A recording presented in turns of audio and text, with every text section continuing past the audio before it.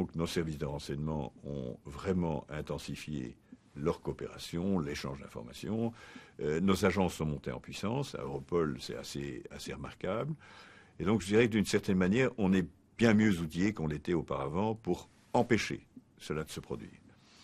On n'empêchera pas à 100%. Et puis, il y a cette question, est-ce qu'il y a des membres de Daesh qui ont été prépositionnés? Je ne le sais pas. Je ne pense pas que personne ne le sache.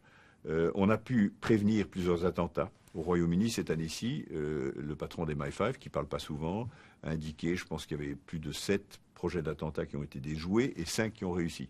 Donc, pour lui, ça n'a jamais été aussi intense et aussi dangereux.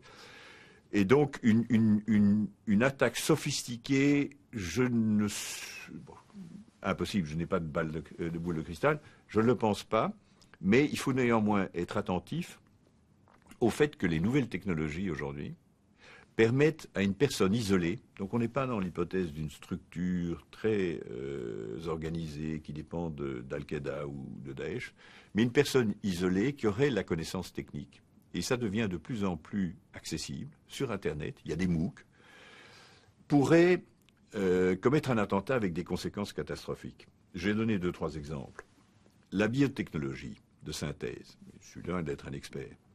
Auparavant, on disait qu'il était impossible à un individu de confectionner un petit virus Ebola dans sa cuisine. D'ailleurs, il y avait une publication, une des premières du magazine Inspire, qui est le magazine d'Al-Qaïda, qui était « Comment faire une bombe dans la cuisine de votre maman ».